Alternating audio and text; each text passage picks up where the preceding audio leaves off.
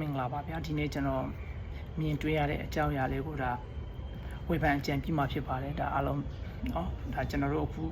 တစားဘုံလားဆိုရင်ကျွန်တော်တို့ရဲ့ဗုဒ္ဓဘာသာတွေအရေးကြီးတဲ့အထင်ကြီးလားတလားဖြစ်တယ်ပေါ့နော်အခုဆိုရင်ကျွန်တော်တို့ဒီရာဒီဆိုရင်ကျွန်တော်တို့ဖျားမှုရှိတဲ့သင်္ဃာတော်တွေကိုကျွန်တော်တို့ကထိန်သင်္ကန်းတွေကလူပူဇော်တဲ့လာဖြစ်တယ်အဲကြောင့်မို့ကထိန်ပွဲတွေဒီနေရာတိုင်းမှာကထိန်လူတွေနေရာတိုင်းမှာကြားမြင်နေတွေ့ကြုံရတယ်ပေါ့နော်လူတိုင်းပေါ်တာ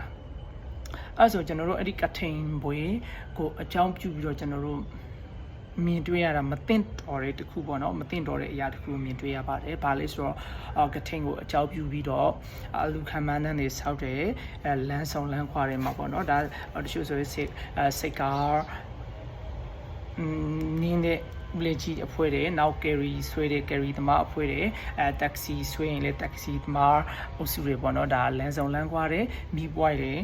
လမ်းဆောင်တွေနားမှာအများသောအဖြစ်တွေ့ရပါတယ်ရက်ွက်ထဲမှာလည်းတွေ့ရပါတယ်ဈေးမှာလည်းတွေ့ရပါတယ်ဒါဆိုကျွန်တော်တို့အဲ့ဒီကောင်းမှုကုသိုလ်လုပ်တဲ့ဒါဒီကထိန်သင်္ကန်းပေါ့နော်ဗျာအဲ့ဆိုရင်အဲ့ဒီအလူခန္ဓာတော့ဒါကောင်းပါတယ်ဒါကျွန်တော်တို့ဘာသာရေးအရဒါအစဉ်လာရရင်ချင်းမှုတစ်ခုရဒါပြုလုပ်ကြတယ်ဆိုတော့ဝမ်းသာစရာကောင်းပါတယ်ဒါအဲ့ဒီအလှငွေတွေဆိုလှူလိုက်ကျွန်တော်တို့လှူလိုက်တဲ့ကထိန်သင်္ကန်းတွေကတ်တယ်နောက်တော့ထိန်တွဲဒါနဝကံမတဲ့ပတ်စံတွေလှူတယ်ဆိုရင်အဲ့ဒီတချို့ဖုန်ကြီးကြောင်းတွေမှာပေါ့နော်ဒါအစာအုံတွေပြုပြင်ထိန်သိမ်းတယ်နောက်လိုအပ်တဲ့ပစ္စည်းရတဲ့ဆရာတော်တွေဝေးတယ်နောက်စာရှင်စာသင်သားကိုရင်မြများရှိတဲ့ကျောင်းတွေမှာဆိုတာအကျိုးပြုပါတယ်ဒါမဲ့ကျွန်တော်တို့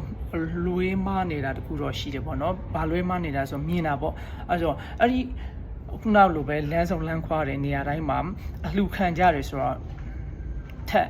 အဲ့ဒီအလှခံကိုအကြောင်းပြုပြီးတော့ကျွန်တော်တို့ loud speaker တွေ sound box တွေကြည်ကြီးဖွင့်ပြီးတော့ကျွန်တော်တို့အလှခံကြတယ်အဲဆိုခုနကလေးဆူဆူညံဒီနားလေးဆူဆူညံပြပြောမယ်ဆိုရင်ဒါအလှခံတာမဖွင့်နဲ့လို့တော့ပြောတာမဟုတ်ဘူးပေါ့နော်ဖွင့်ဒါမဲ့ဖွင့်တာဒီကိုဖွင့်တဲ့ sound box တွေအတန်နည်းပပကြားရရင်ပြီးရောပေါ့နော်အဲ့လိုမဟုတ်ဘူးခုကကြတော့ဒါကျွန်တော်တို့မြင်တွေ့ရတာကျွန်တော်တယောက်တည်းမဟုတ်ပါဘူးလူတိုင်းမြင်တွေ့ရပါတယ်ဘယ်လိုလဲဆိုတော့အဲ့ဒီကိုဖွင့်ထားတဲ့ sound box တို့ speaker တို့ကိုကျင်းလိုက်သမျှကြည့်အောင်เนาะအတန်တွေအခြေကြီးနဲ့နေဖွင့်ဘေးနားနေသွားတဲ့လူကစူညမ်းနေပူကြည့်တဲ့ထင်ပါဆိုအခုလာဆိုရင်ဗာဖြစ်သတင်းကြွပြီးလို့ရှိနေရတော့နေပူချိန်ပြင်းလာပါပြီတော့เนาะအဲ့ဆိုအဲ့ဒီနေပူရှင်ကလည်းပြင်းအပူရှင်ကလည်းပြင်းအဲ့ဒီစူညံတဲ့အတန်တွေကလည်းတရွက်ကလုံးကြားခုနလိုပဲဟိုနားမှာတစ်ခုဒီနားမှာတစ်ခုနဲ့အလှခံမှန်းနေအများကြီးနဲ့ပြည်သူတွေမနေနိုင်လောက်အောင်စူညံတဲ့ဟာတွေကိုမြင်တွေ့ကြားသိရတာဖြစ်ပါတယ်ပေါ့နော်အဲဆိုကျွန်တော်တို့အလှကိုအကြောင်းပြုပြီးတော့ဒီလိုမျိုးလုပ်တာကောင်းလားဆိုတာတော့ဒါလူတိုင်းသိပါတယ်နော်ဆောင်းမောင်းတွေဖွင့်ပြီးတော့အရင်ကျေတာတချို့ဆိုရင်ရှိတယ်အခုအဲ့ဒါအလှခံတဲ့အချိန်အခုအလှခံပြီးတော့ကျွန်တော်တို့တော့ပထေသေးပင်တွေကိုလှူမဲ့အကြောင်းကိုပို့ကြတယ်ပို့ကြတဲ့အချိန်မှာဆူဆူညံနေနဲ့တောက်ဆောင်းမူကြီးပြီးတော့ကခုံပြီးတော့အတန်တွေကြည်ကြည်လောက်ဖွင့်ပြီးတော့လူတွေနားပြောမယ်ဆိုရင်နားပြောကွာမကြားနိုင်လောက်အောင်ဆူညံပြီးတော့အဲ့လိုဖွင့်ပြီးတော့သွားကြတာနောက်ဟိုနေ့ဆိုကျွန်တော်တို့ဈေးကိုသွားတယ်တငင်းကုန်းဈေးပေါ့နော်တငင်းကုန်းဈေးကိုဈေးတော်ဝယ်တယ်ဈေးတော်ဝယ်တဲ့အချိန်မှာအဲ့ဒီတငင်းကုန်းဈေးကဈေးသူဈေးသားတွေဟာကထိန်ခင်းနေတဲ့အချိန်ပေါ့နော်အဲ့ဆိုအဲ့ဒီအချိန်မှာကျွန်တော်တို့ကားပေါ်ကဆင်းတော့ပထမဆုံးဝင်တဲ့အချင်းမှာကထိန်ပေါ့ကားတစ်စီးပေါ့ဆောင်းပေါက်တဲ့အပြည့် loud speaker တွေအပြည့်အတန်ကားလေးကျင်းသမျှကျေဖွင့်ပြီးတော့တော့နေတာအဲ့ဒါတခုမဟုတ်သေးဘူးကျွန်တော်တို့တခုလို့ထင်တာအဲ့ဒါတော့စူညံလို့တာဟာဒီနေ့ဈေးလာတာတော့မှားပြီပေါ့အရင်စူညံတယ်မဟုတ်ဘူးရှင်းနေသွားလို့ရှိရင်နောက်ထပ်ကားစုပေါင်းလိုက်မယ်ဆိုရင်ဒါ4-5စီးမကဘူးအဲ့ဒီ loud speaker တွေ sound box တွေနဲ့ဖွင့်ထားတဲ့တချို့ဆိုလဲကားနဲ့ပေါ့ဗျာတချို့ဆိုရဲထော်လာကြီးနဲ့တချို့ဆိုရင်စိုက်ကယ်ဘေးတွေနဲ့ပေါ့အဲ့လိုမျိုးဖွင့်ပြီးတော့နောက်ကဒီဇယ်ဆက်တွေမောက်ပြီးတော့အဲ့လိုဖွင့်ပြီးတော့စုသွားနေကြတာတလုံးတော့ဒါကျွန်တော်တို့တစ်ဖွဲ့တော့ဆူညံနေအရန်ဆူညံတယ်လို့ခံစားရရင်ဒါ10ဖွဲ့မကတဲ့အဖွဲ့ဆိုများဘယ်လောက်ဆူညံမလဲဒါကျွန်တော်တို့တယောက်တည်းမဟုတ်ဘူးဈေးမှာရှိတဲ့လာဝယ်တဲ့သူဈေးသားတွေလည်းမခံနိုင်အောင်ဘူးကျွန်တော်တို့ဈေးဝယ်တာတော့ဒါဘယ်လောက်လဲဆိုတာတော့သူဈေးရောက်တဲ့အမကြီးတို့ပြောတဲ့စကားကိုတော့ကျွန်တော်တို့ကပြောမယ်ဆိုရင်ပြန်မကြားလို့နောက်တစ်ခေါက်မေးရတဲ့အဆင့်အဲ့လိုပေါ့နော်နီနီကက်ကမေးရင်တော့သိမကြားဘူး အဲ့လောက်ထိတော့စူးညံနေတာကျွန်တော်တို့အနေကဆိုရင်တီရှူကိုပေါ့နော်နားထဲကိုတွင်းထားရတဲ့အဆင့်ဒီအဲ့လောက်စူးညံနေတယ်အဲ့ဆိုတော့ကျွန်တော်တို့ဘာသာရေးကိုအကြောင်းပြုပြီးတော့ဒီလိုလုပ်တာကောင်းလားဆိုတာတော့မကောင်းဘူးဆိုလို့လိုက်သိတယ်ပေါ့နော်ကျွန်တော်တို့ကဗုဒ္ဓဘာသာယဉ်ကျေးမှုအရာကျွန်တော်တို့ဒီဒါအစင်လာကိုထိမ့်သိမ့်လာကြတယ်ယဉ်ကျေးလာကိုယ့်ရဲ့ culture တွေဟိုမပြောက်ပြောက်ကျွန်တော်တို့ထိမ့်သိမ့်ကြတယ်မှန်တယ်သို့ပေမဲ့လို့ဒီလိုမျိုးသာကထိန်ကိုအကြောင်းပြုပြီးတော့ကျွန်တော်တို့ကဒီလိုဆူဆူညံ့ညံ့ဆောင်းပေါက်တွေနဲ့ဖွင့်ပြီးတော့ဆက်လုံးနေမယ်ဆိုရင်ကျွန်တော်တို့ရဲ့ယဉ်ကျေးမှုတွေဒီ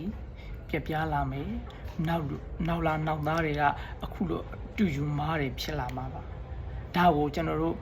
သက်ဆိုင်ရာလူကြီးမင်းများနော်ဘာသာရေးနဲ့ပတ်သက်တယ်ပေါ့နော်ဆရာတော်ကြီးတွေများမတိလို့များလားသို့မဟုတ်တိရဲ့သားနဲ့များမပြောကြတာများလား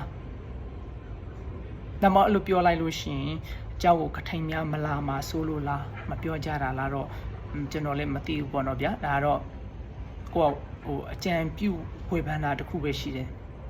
အမို့ဒီလိုသာဆက်လုပ်နေမယ်ဆိုရင်ကျွန်တော်တို့ကနောက်တစ်ချိန်ချိန်လေးဒီလိုပဲလေအဲ့ဒါ lesson ကန်ယူသွားကြမှာပဲလူငယ်တွေကအယူဘာဖြစ်လို့လူကြီးတွေလှုပ်ဆောင်တဲ့အရာမှန်သမျှလူငယ်တွေကလိုက်လုပ်ကြတာပဲလေနော်ဒါအခုကျွန်တော်တို့အခုလှုပ်လာတဲ့ဒါအချောက်အရာတွေအခုဖြစ်ပြနေတဲ့အချောက်အရာတွေကိုကြီးကျင်းမှုတွေ delay ထုံးစံတွေကိုနောက်လာနောက်သားတွေက lesson ကန်ယူသွားမှာအဲ့မို့ကျွန်တော်တို့အမှားပေးလိုက်လို့ရှိရင်နောက်လာနောက်သားတွေနောက် generation တွေကကျွန်တော်တို့ lesson ကန်တဲ့ဟာကိုသူတို့ကတည်ဆောင်သွားကြမှာဖြစ်တဲ့အတွက်ကြောင့်ကျွန်တော်တို့လှုပ်ရက်တွေဒီကောင်းတဲ့လှုပ်ရက်တွေဖြစ်နေရင်သူတို့ကလေ lesson ကန်ဒါကောင်းတဲ့ဟာတွေယူသွားကြမှာပေါ့ကျွန်တော်တို့လှုပ်ရက်ကအခုကလေးကမှားနေပြီဆိုရင်ရှေ့ကိုကျွန်တော်တို့မတွေးဝန်းစရာပဲကျွန်တော်တို့ဘာသာရေးအရာအလှခံလို့ရတယ်လေအလှခံလို့ရတဲ့ပတ်စံတွေကိုကျွန်တော်ပြောတာ350ရတယ်350အကုန်လုံး3ရမယ်လို့တော့မဆိုလို့ဒါပေမဲ့ခုနလိုအလှခံလို့ရတာကတော့350ဆိုရင်330လောက်ကတော့ခုနလိုပဲဆောင်းပေါက်တို့ငှားတာတို့ခုနလိုပဲတောက်စားမှုရတာတို့ဟိုဟာလောက်တာဒီဟာလောက်တာနဲ့ကုန်သွားတယ်ကျွန်တော်ပြောတာဒါကိုများထပ်ပြီးတော့ကျွန်တော်တို့မထိမ့်သိမ့်ဘူးဆိုကျွန်တော်တို့ဗုဒ္ဓဘာသာဒီကထိန်ဆိုတဲ့ယဉ်ကျေးမှုတစ်ခုဟာမတွေးဝန်းစရာပဲအကြောင်းမို့ဒီလိုမျိုးဖြစ်နေပြက်နေတဲ့အကြောင်းအရာတွေကိုကျွန်တော်တို့တာဝန်ရှိတဲ့လူကျွန်တော်တို့ရဲ့တာဝန်ရှိတဲ့လူတွေလူကြီးသူမတွေအတသနာနဲ့ဆိုင်တဲ့ဆရာတော်ကြီးတွေဖဖုံကြီးတွေကဒါတွေကိုမပြုတ်ပင်ပေးဘူးမတားမြစ်ပေးဘူးဆိုရင်တားမြစ်တယ်ဆိုတာကျွန်တော်ပြောတာကထိန်ကိုတော့တားမြစ်တာမဟုတ်ဘူးလေအဲကထိန်မှာဖြစ်ပြနေတဲ့ခုနပြောတဲ့ဟာတွေအတန်နဲ့ကြေလောင်ပြီးတော့တခါတည်းတောက်စားမှုရပြီးတော့မြူးကြွပြီးတော့ဒီမျိုးကတဲ့ဟာတွေကိုကျွန်တော်တို့ကမပြုတ်ပြင်ပေးဘူးဆိုရင်ဒါတနေ့ပြီးတနေ့ကဒါ lesson ကန်သွားမယ်ဖြစ်တဲ့အတွက်ကြောင့်နောက်ဆိုရင်ကျွန်တော်တို့နောက်နှစ်ပေါင်း20 30ဆိုအကထိန်ဆိုဒါဒီလိုမျိုးပဲလုပ်တယ်ဆိုတော့ကျင်ကျင်မှုတစ်ခုဖြစ်သွားမယ်အဲ့ဒါကိုအခုတည်းကမတားဘူးဆိုရင်တော့ဒါကျွန်တော်တို့ကတော့မတွေးဝန်းစရာပဲဒါကျွန်တော်အမြင်ပြောပြတာပါ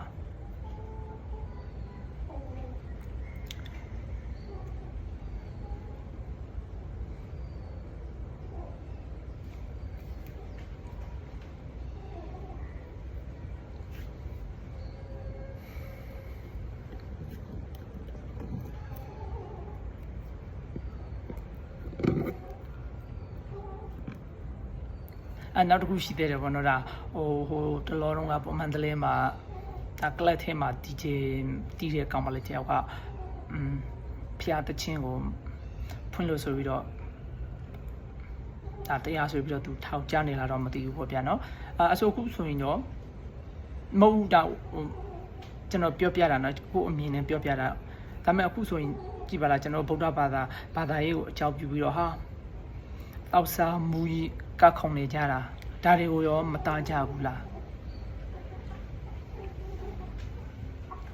ဒီကနေ့ကျတော့ကြောက်ဖို့ကောင်းတာပေါ့နော်ဒါတွေကိုမတားဘူးဆိုရင်တော့အမှန်တမ်းရှေ့လျှောက်ကြောက်ဖို့ကောင်းတယ်